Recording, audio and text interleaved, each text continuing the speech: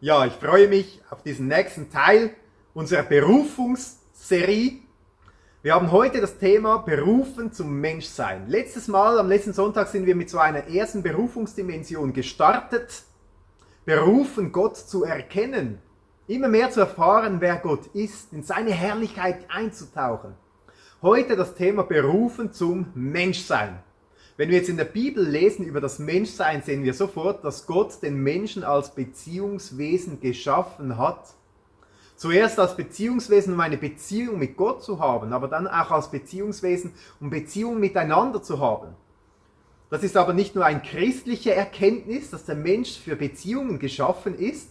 Auch viele Menschen, die gar nichts mit Gott zu tun haben, die sagen doch, der Mensch ist für Beziehungen geschaffen.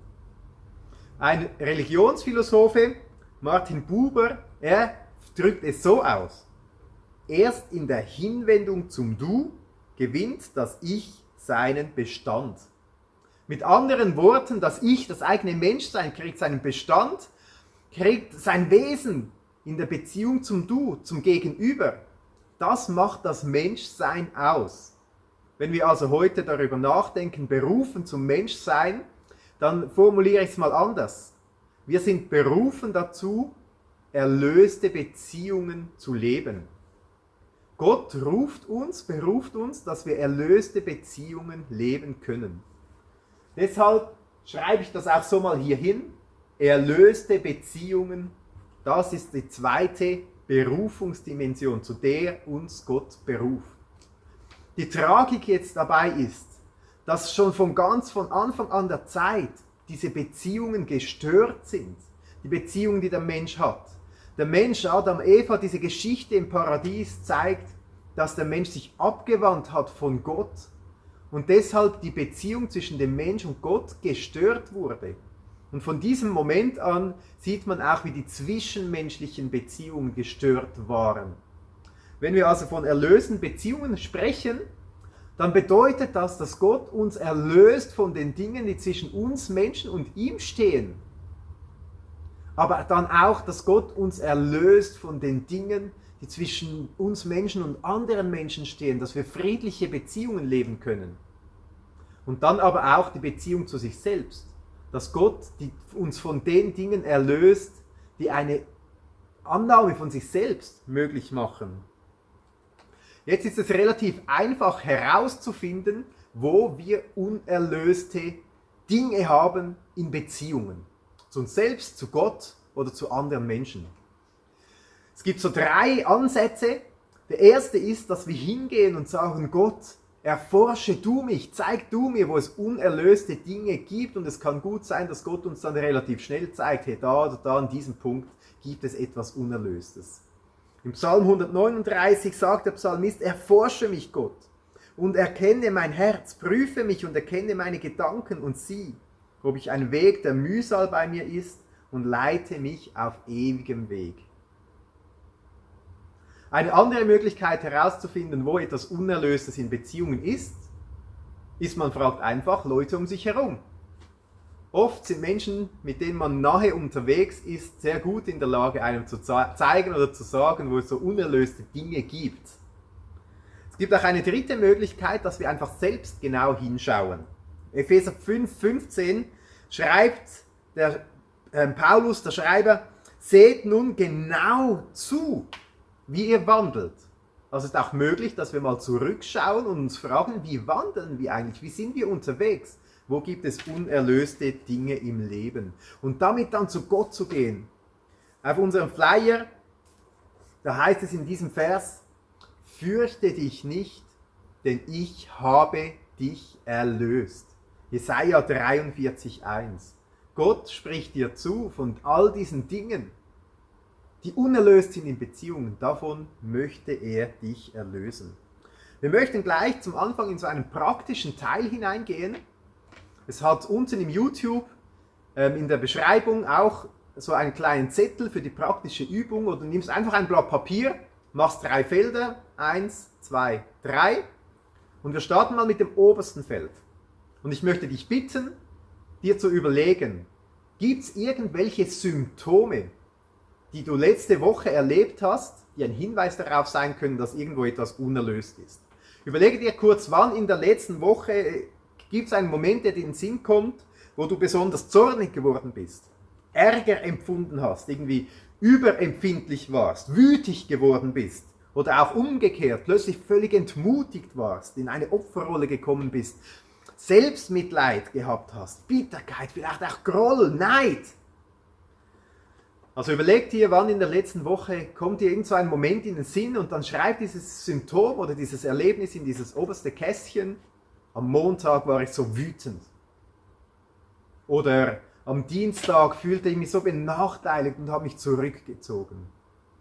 Was auch immer dir in den Sinn kommt, es kann sein, dass du plötzlich dich in einem Moment so richtig unruhig gefühlt hast oder abgetaucht bist in sündige Kompensationen, dich selber irgendwie belohnen hast wollen und gar nicht genau weißt, wieso jetzt das sein muss oder so. Wenn dir so etwas in den Sinn kommt, schreib das mal in das oberste Kästchen. Es kann sehr gut sein, dass das wie ein Symptom ist für eine unerlöste Beziehung, irgendwo im Untergrund. Und wir möchten diese Dinge heute mit Gott bewegen. Deshalb möchte ich gerne mit einem Gebet weitergehen in dieser Predigt. Ja, Jesus, wir kommen zu dir mit diesen Symptomen. Wir haben vorhin gelesen, erforsche uns Gott und prüfe, wie unser Herz es meint. Und wir bitten dich, Jesus, dass du uns in diesem Moment erforschst und zeigst, wie unser Herz es meint. Wir haben so Symptome aufgeschrieben. Du weißt, was die Wurzel davon ist. Wo es Unerlöstes auch gibt in unseren Beziehungen. Aber du sagst auch, Jesus, dass du uns erlösen möchtest. Und das möchten wir heute beanspruchen, dass wir mit unseren Dingen zu dir kommen können, du einen Weg aufzeigst und wir erfahren dürfen, wie du uns von Dingen erlöst, die unerlöst sind. Öffne unsere Herzen, öffne unsere Ohren für das, was du vorbereitet hast, Jesus. Amen. Ja, wir möchten das Ganze auch von der Bibel her aufzeigen, eintauchen und haben dazu eine erste richtig gute und spannende Bibelstelle. Römer 8, einer meiner Lieblingsverse. Römer 8, 28, lies doch mit. Da heißt es: Wir wissen aber, dass denen, die Gott lieben, alle Dinge zum Guten mitwirken, denen, die nach seinem Vorsatz berufen sind. Denn die er vorher erkannt hat, die hat er auch vorherbestimmt, dem Bild seines Sohnes gleichförmig zu sein, damit er der Erstgeborene ist unter vielen Brüdern. Die er aber vorherbestimmt hat, diese hat er auch berufen, und die er berufen hat, diese hat er auch gerechtfertigt. Die er aber gerechtfertigt hat, diese hat er auch verherrlicht. Wir rollen das Ganze mal von hinten auf. Da heißt es, dass Gott uns vorherbestimmt und berufen hat. Und im Zusammenhang dazu schreibt er dann, berufen, gerechtfertigt zu sein. Und dadurch auch verherrlicht zu sein. Wir haben am letzten Sonntag darüber gesprochen, dass es bedeutet, Gott zu erkennen, ihn in seine Herrlichkeit zu erkennen, in seine Herrlichkeit hineingenommen zu werden, verherrlicht zu werden. Das heißt hier aber auch gerechtfertigt zu sein, so dass ich als sündiger Mensch, als Mensch mit schlechten Seiten, mit Dingen, die mich von Gott trennen, dass ich trotzdem als Gerechter vor Gott kommen kann.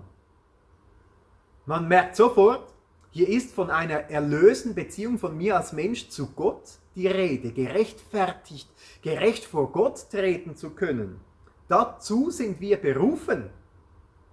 Dann heißt es aber auch, dass wir berufen sind, vorherbestimmt, dem Bild seines Sohnes gleichförmig zu sein. Finde ich jetzt ganz spannend, dass Gott sagt, ähnlich zu werden wie Jesus.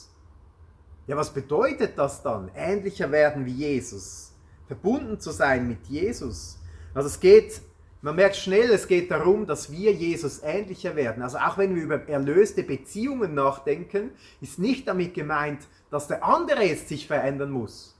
Dass der andere alles besser machen muss. Gott soll dem mal zeigen, wie es laufen soll. Sondern wir merken, Gott möchte an uns und unserem Herzen arbeiten.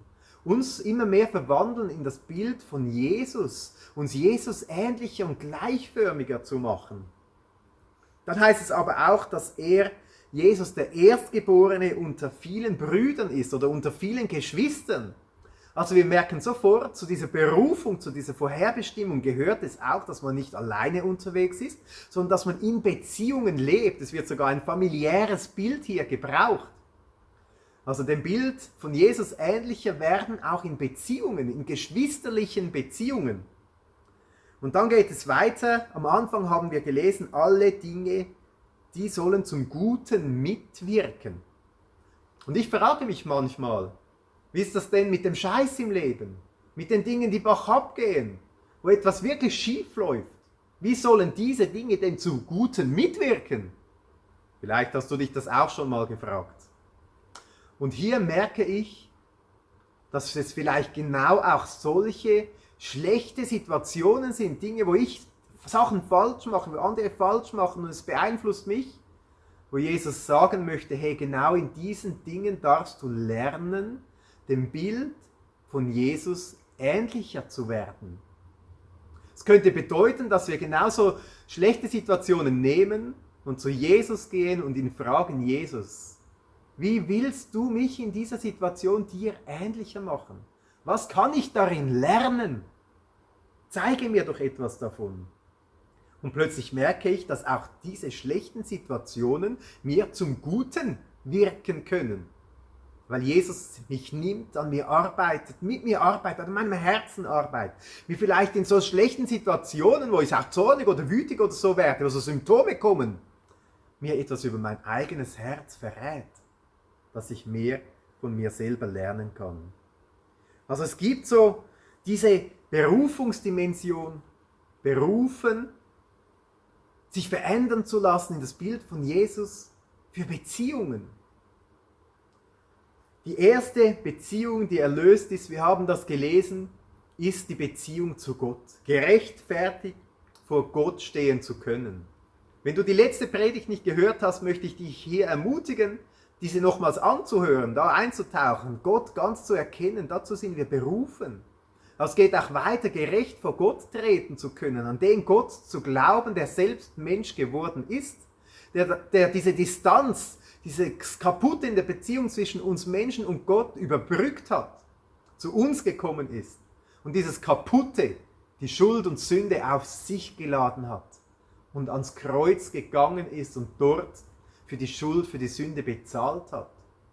Der eigentlich das Kaputte aus der Beziehung zwischen uns und Gott wegnimmt, auf sich nimmt und dafür die Strafe trägt und uns dafür gerecht macht. Die Beziehung zu Gott wiederherstellt, dass wir jetzt in unserer Unvollkommenheit vor Gott kommen können, in einer Beziehung mit Gott sein können, unverdient, sondern beschenkt. Beschenkt, weil Jesus das gut gemacht hat. Wir gehen schon weiter zur nächsten Beziehungsdimension. Ich habe hier die erlöste Beziehung zu mir selbst. Vielleicht merkst du selber manchmal, dass auch Dinge in der Beziehung zu dir selbst kaputt sind, wo du merkst, da kannst du dich nicht annehmen, so wie Gott dich geschaffen hat. Dich mit deinem ganzen Wesen, mit deinem Sein, mit deinem Denken, mit deinem Körper, mit deinen Stärken, aber auch mit deinen Begrenzungen, mit dem, was du nicht so gut kannst. Sagen kannst, Gott, doch, danke, dass du mich so gut gemacht hast. Und es ist schon interessant, ab dem Moment, wo die Beziehung vom Mensch zu Gott zerstört war, ab dem Moment war auch die Beziehung zu dem Mensch selbst kaputt. Wenn wir nur schon in diese erste Geschichte eintauchen, von Kain und Abel, dieser Brudermord. Man redet immer über diesen Mord, aber wir fragen uns mal, was ist in diesem Kain vorgegangen?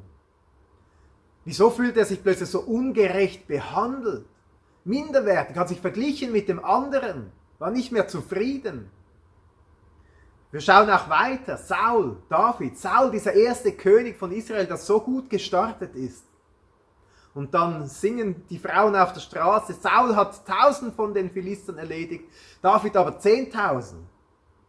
Und Saul hat sich minderwertig gefühlt und hat den Rest seines Lebens nur noch aus diesem Minderwert heraus gehandelt.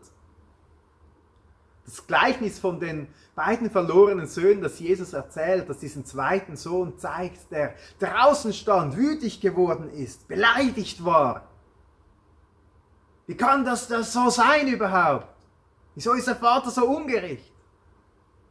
Ließ sich von seiner Beleidigung bestimmen.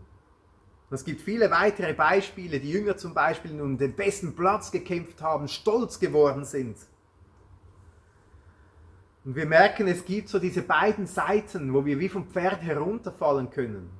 Dass wir plötzlich überheblich werden, dass wir zu viel von uns selbst halten, dass wir stolz werden, uns über andere erheben, uns etwas auf uns selbst einbilden, egoistisch werden, narzisstisch fast. Oder auf der anderen Seite, dass wir uns selbst anklagen, dass wir uns minderwertig fühlen, dass wir uns selbst aus dem Rennen nehmen, dass wir uns anklagen, vielleicht sogar verleugnen. Es gibt einen spannenden Text dazu, den wir hier herzunehmen möchten aus Philipper 4.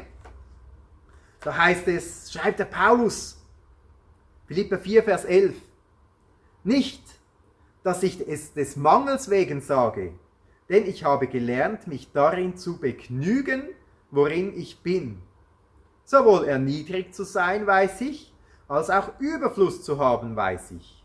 In jedes und in alles bin ich eingeweiht, sowohl satt zu sein, als auch zu hungern, sowohl Überfluss zu haben, als auch Mangel zu leiden. Alles vermag ich in dem, der mich kräftigt. Der Paulus sagt, alle diese verschiedenen Situationen vermag ich in dem, der mich kräftigt. Es ist ihm also wichtig, dass er sagt, hey, Gott kräftigt mich. Es ist an ihm, er hilft mir in all diesen verschiedenen Lebenssituationen. Und jetzt ist spannend, er sagt, ich habe gelernt, niedrig zu sein. Ich denke, das ist ganz gut, wenn wir das auch lernen. Dass Gott uns lernt, mit Situationen umzugehen, wo wir uns erniedrigt fühlen vielleicht. Wo wir merken, hey, der andere kann etwas besser, der ist schneller, der ist kräftiger, er ist intelligenter, er ist größer, er ist weiser, klüger. Ein anderer kann es besser, der andere hat mehr, hat das schönere Auto, das bessere Haus, die glücklichere Familie, was auch immer. Wenn wir andere beobachten, haben wir oft das Gefühl, ich selber habe das nicht, aber ich hätte es doch verdient. Man ist neidisch, vielleicht selbst mitleidet. Und Paulus sagt, ich habe gelernt, niedrig zu sein.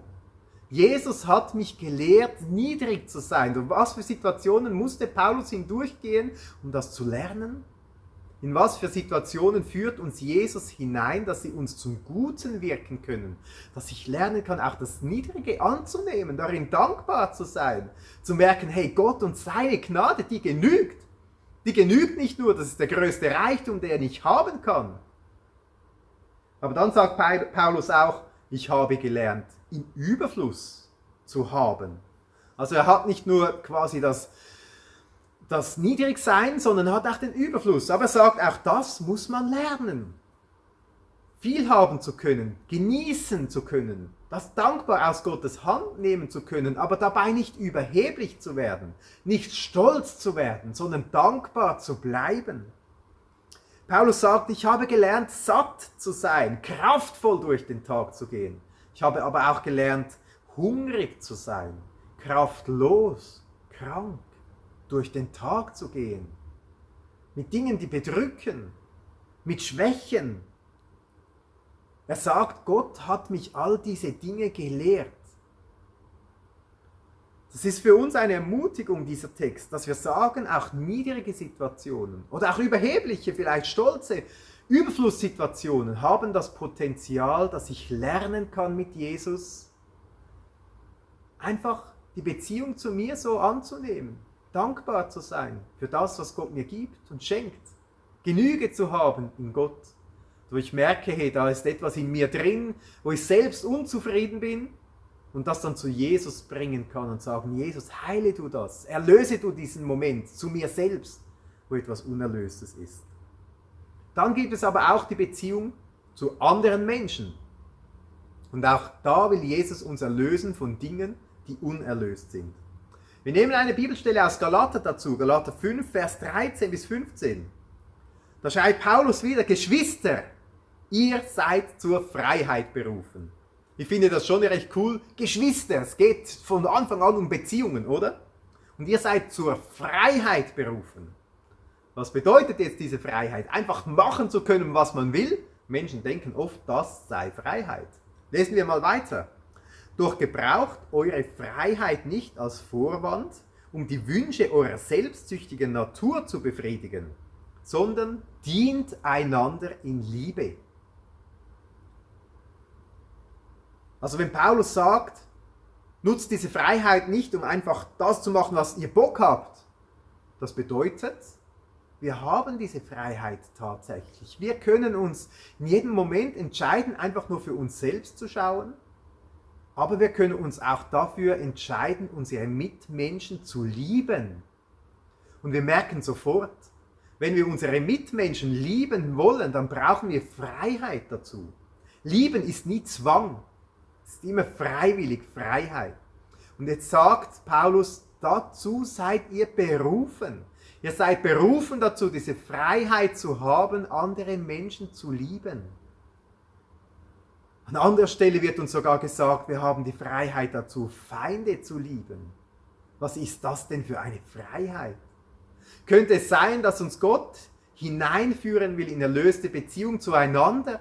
Und wenn wir denken, das haben wir, dass er sagt, jetzt lerne ich dich auch deine Feinde zu lieben, könnten das erlöste Beziehungen sein? Vers 14 heißt es dann weiter, denn das ganze Gesetz ist in einem einzigen Wort zusammengefasst, in dem Gebot, du sollst deine Mitmenschen lieben wie dich selbst. Schon spannend, hier wieder das wie dich selbst. Gott ist es wichtig, dass wir auch uns selbst in Liebe annehmen können, dass wir eine erlöste Beziehung zu uns selbst haben, aber dann auch zu Mitmenschen. Wenn das nicht so der Fall ist, jetzt wird Paulus sehr bildlich, ich frage mich, was er da für eine Szene vor Augen hatte, wenn ihr jedoch wie wilde Tiere aufeinander losgeht, einander beißt und zerfleischt, dann passt nur auf, sonst werdet ihr am Ende noch einer vom anderen aufgefressen. Was hat Paulus sich da wohl vorgestellt? Aber es wird sofort klar, wir sind dazu berufen, einander in Liebe anzunehmen.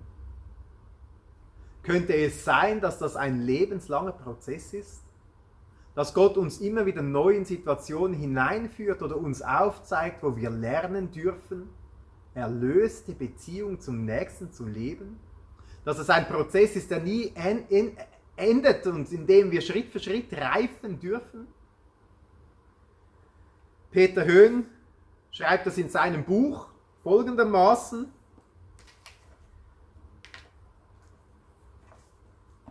Wir sind dazu berufen, ein Leben lang Beziehungslernende zu sein. Und dafür braucht es ein echtes Interesse und die Bereitschaft, immer wieder bei sich selbst anzufangen. Es bringt nichts, die anderen verändern zu wollen. Vielmehr geht es darum, sich selbst zu reflektieren, sich spiegeln zu lassen und Gott zu fragen, was er mir gerade durch diesen Menschen sagen und mich lehren will. Ich träume von einer Kirche, von einer Gemeinschaft, die so unterwegs ist, die fragend unterwegs ist und sagt, Gott, was willst du mich lehren in dieser Beziehung, in dieser Herausforderung, vielleicht in diesem Konflikt? Das wäre doch schön, wenn wir das als Kirche zusammen lernen dürfen. Aber auch an anderen Orten, dass wir zu Gott kommen dürfen mit diesen unerlösten Beziehungssituationen und sagen dürfen, Jesus, was willst du mich hier lernen? Was willst du mir aufzeigen? Wo darf ich einen Schritt vorwärts machen? Ein paar ganz lose Gedanken dazu. Was ist eine erlöste Beziehung? Ich denke, eine erlöste Beziehung ist eine Beziehung, wo ich ein bedingungsloses Ja habe zum Gegenüber und mit einem offenen, ihm zugewandten Herzen auf es zugehen kann, auf den anderen Menschen zugehen kann. Den anderen auch aus den Augen Gottes sehen kann. Für mich sind erlöste Beziehungen auch Beziehungen, die in einem gesunden Rahmen stattfinden. Zu jemandem aus der eigenen Familie, den eigenen Kindern, Ehepartnern, Eltern hat man einen viel näheren Rahmen als zu anderen Leuten. Einen anderen Rahmen als zu Geschwistern aus der Gemeinde oder zu Nachbarn oder zu irgendwelchen Arbeitskollegen, Hobbykollegen, was auch immer. Also Kollegen beim Hobby meine ich natürlich. Es gibt Rahmen, die sind ungesund, unerlöst, weil sie zu eng sind, weil man den anderen festhalten will, nicht loslassen möchte, einengen, vereinnahmen. Es gibt aber auch Rahmen, die zu lose sind, wo mehr Nähe dran wäre. Es kann sein, dass es zu erlösten Beziehungen dazugehört, niedrig sein zu können. Auch hingehen zu können und sagen, es tut mir leid, vergib mir, demütig sein können. Es kann aber auch sein, dass es zu gesunden Beziehungen dazugehört, großzügig, im Überfluss geben zu können, im Überfluss vergeben zu können, auch großzügig zu sein, dem anderen etwas zugestehen zu können, Zwang loslassen, den Zwang immer recht haben zu wollen, loslassen zu können. Wir sind berufen, nicht zum Zwang, sondern zur Freiheit.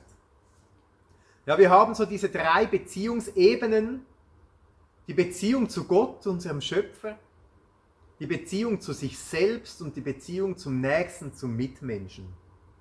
Und wir machen es so, wie es Jesus uns selbst gelehrt hat. Wir nehmen mal diesen Vers in Matthäus 11, 28, ganz spezifisch für diese Situation. Da sagt Jesus, kommt her zu mir, alle ihr mühseligen und beladenen, und ich werde euch Ruhe geben.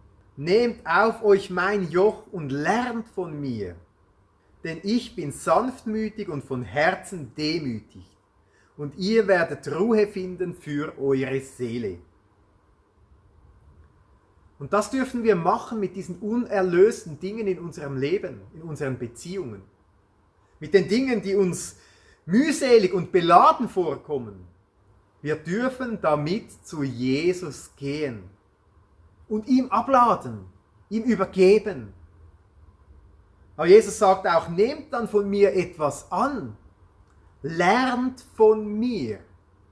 Dann werdet ihr Ruhe finden für eure Seelen. Dann werdet ihr diesen Frieden, diese Freiheit erleben. Dann werdet ihr erlöste Beziehungen erleben. Und das möchten wir ganz praktisch machen in einer Gebetszeit vor und mit Jesus. Und dazu lade ich dich ein, diesen Zettel vom Anfang wieder hervorzunehmen, wo du so einige Symptome oder vielleicht ein Symptom aufgeschrieben hast. Wir möchten damit zu Jesus gehen, von ihm lernen und dann erlöst aus dieser Situation weitergehen können. Ja, Jesus, wir kommen jetzt zu dir. Wir kommen zu dir, weil du hast gesagt, kommt alle her zu mir, die ihr mühselig und beladen seid.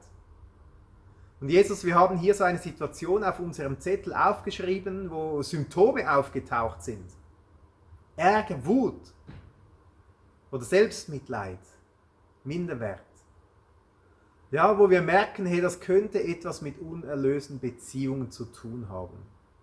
Und wir bitten dich, Jesus, so wie es im Psalm 139 heißt, komm und erforsche du jetzt unsere Herzen. Zeig, was in uns drinnen vorgeht. Wir möchten dich bitten, Jesus, dass du uns lehrst, dass du uns zeigst, wo etwas Unerlöstes in Beziehungen ist. Sag Jesus in 2, 3 Sätzen diese Situation, wo diese Symptome zum Vorschein gekommen sind.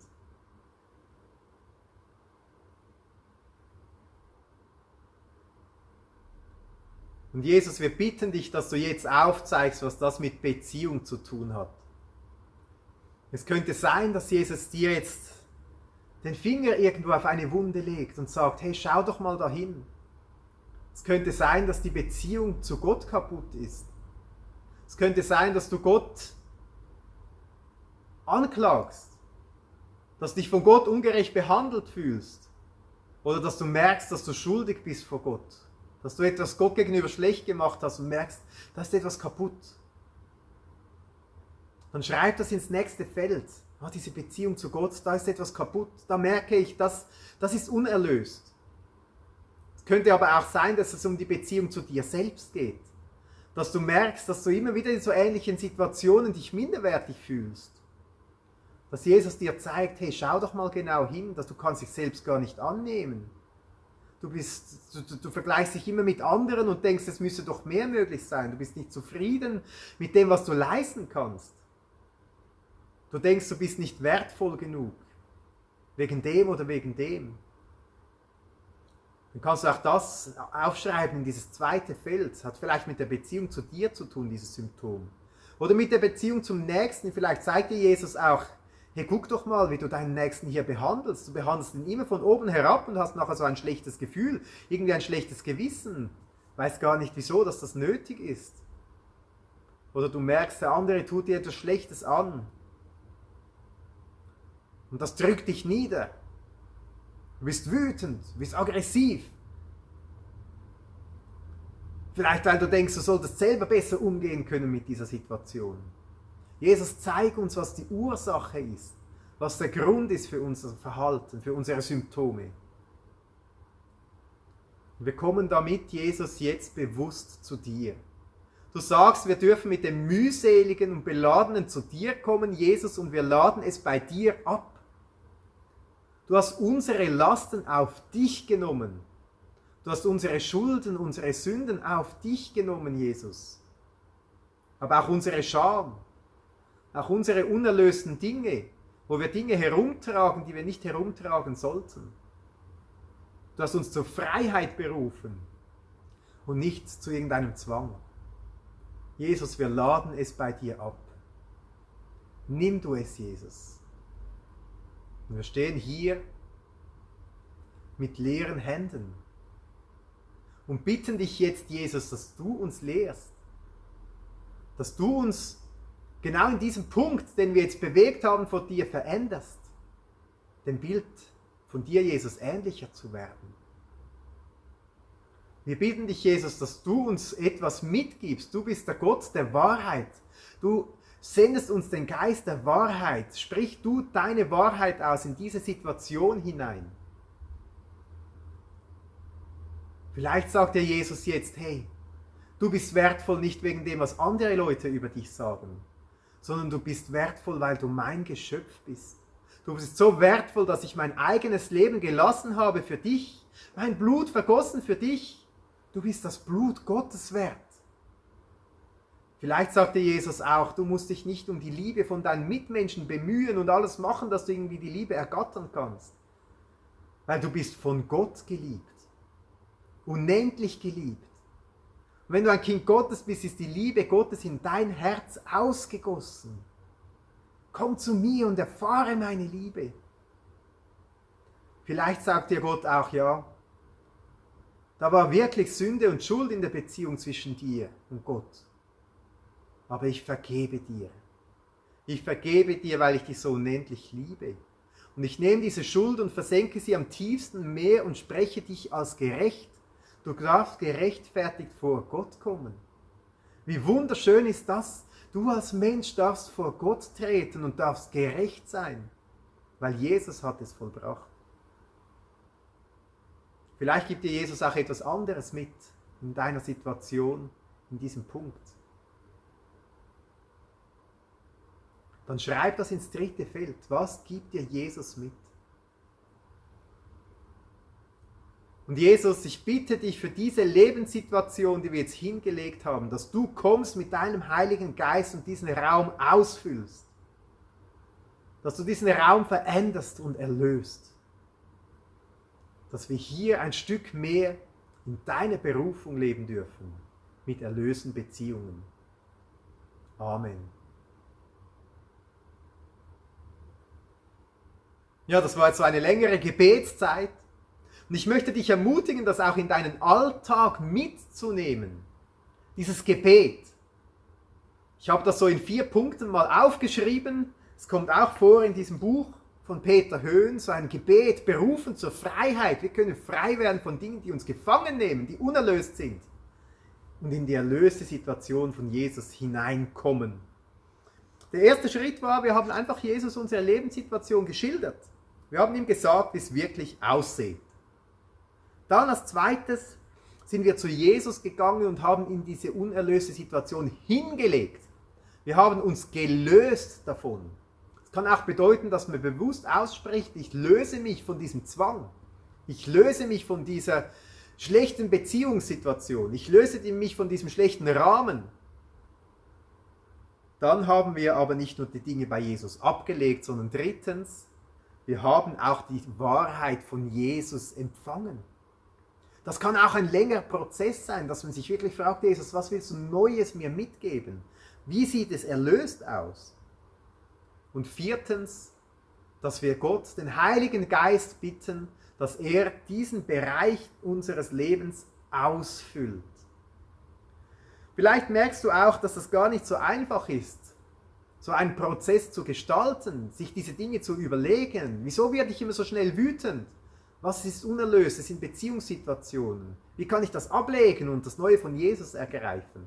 Dann möchte ich dich auch einladen, Seelsorge in Anspruch zu nehmen. Seelsorge bedeutet in diesem Zusammenhang, dass der Seelsorger dich an der Hand nimmt und dich einfach auf diesem Weg führt. Klar zu werden, wie es eigentlich ausschaut, wo es Unerlöstes gibt in Beziehungen. Das zu Jesus zu bringen, abzulegen, dich zu lösen davon und Neues zu lernen, Neues von Jesus zu lernen und so ein Stück erlöster unterwegs zu sein. Und da gibt es vielleicht den nächsten Schritt und noch einen Schritt.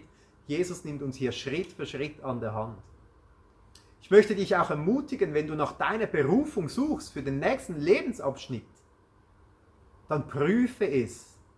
Ist es nicht wichtig, mit erlösten Beziehungen in den nächsten Lebensabschnitt hineinzugehen? Gibt es Beziehungen zu dir selbst, zu Gott oder zu Mitmenschen, wo Gott möchte, dass du sie klärst? Dass sie erlöst werden dürfen, bevor ein nächster Lebensabschnitt beginnen kann?